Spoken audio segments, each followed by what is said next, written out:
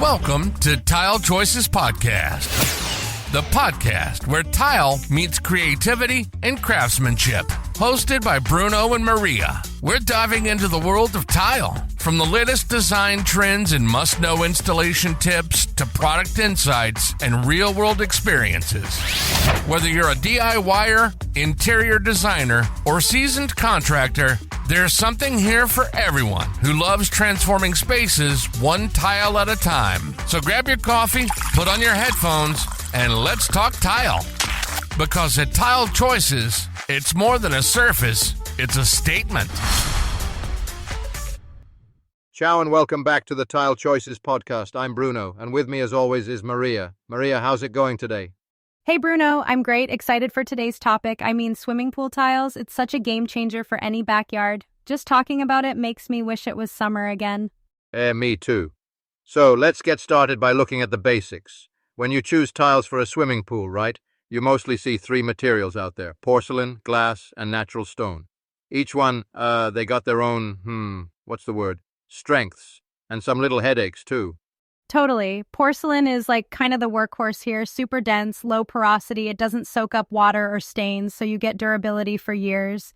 Maintenance? Honestly, pretty simple, you just gotta clean it now and then and you're golden. But with glass tiles, oh boy, they're all about vibrance and that fancy pool sparkle.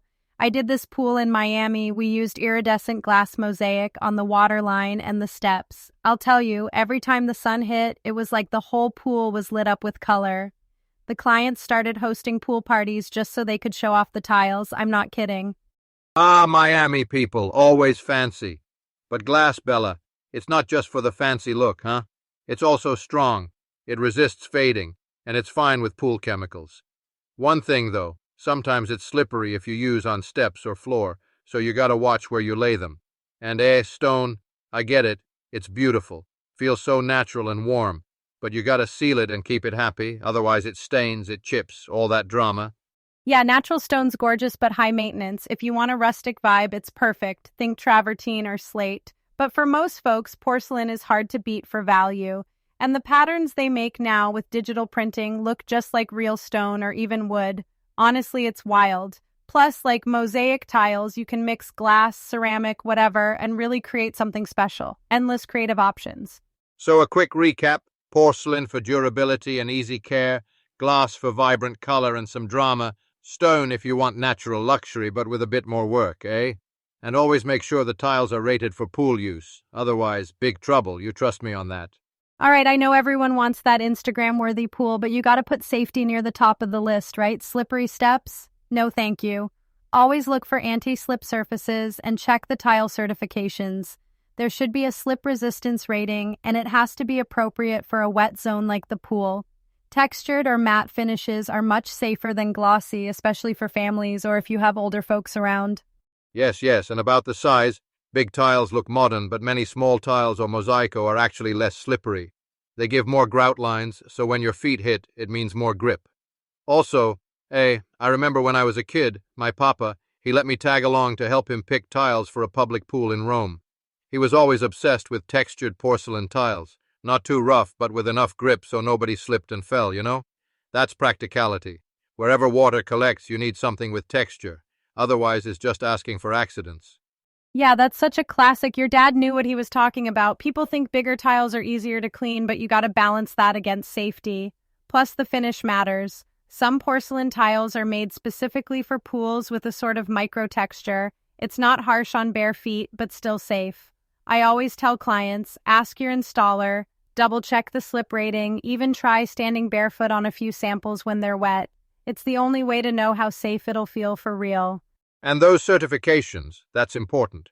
If the tile doesn't come with a rating for slip resistance or pool suitability, don't buy it, no matter how pretty, okay? There are so many choices out there made for pools, so no excuses. Safety is style too, eh? All right, we talk safety, we talk strength. Now let's have some fun, eh? Pool tiles do as much for the mood of your backyard as the water itself.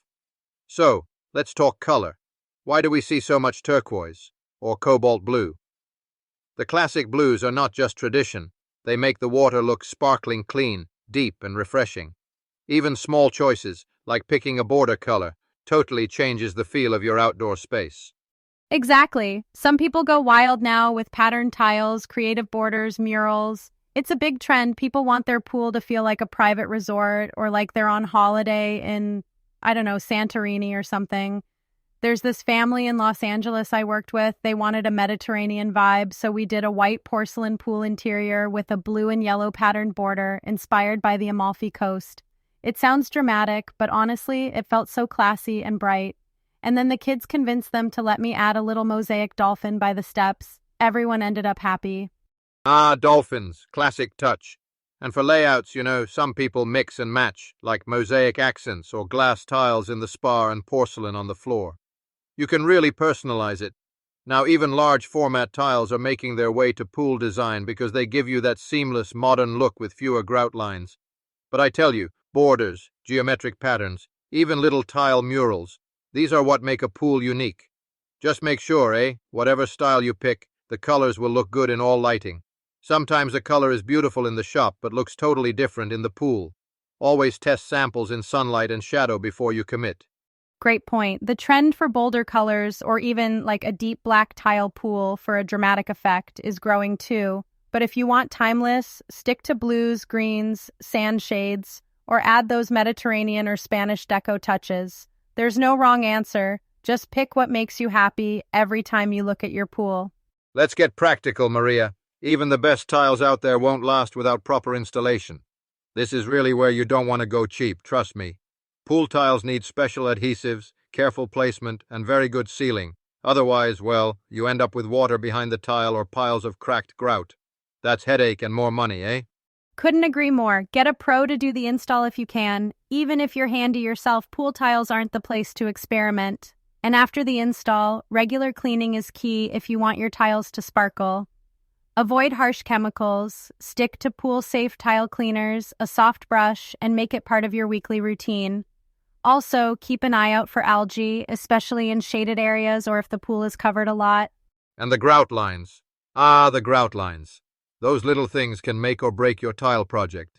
Check them regularly for cracks, missing spots, any funny movement. If you spot a problem, fix it fast before water sneaks in. That repair is much smaller and cheaper than waiting for tiles to fall off, right? Yep, and don't forget to inspect everything at the change of seasons or after a big storm. Preventive care is cheaper and way less stressful than a big repair later. So, in short, get a pro to install, use gentle cleaners, check your grout, and be proactive about repairs. Your pool will stay pretty and strong for years. All right, that's a wrap for us this time. Maria, always a pleasure to share tile wisdom with you. Same here, Bruno. Hope everyone feels a bit more confident about picking their pool tiles now. Thanks for listening. Don't forget to subscribe, and we'll catch you next time for more tile talk. Ciao, Bruno. Ciao, Maria, and ciao to all our listeners. Arrivederci until next episode.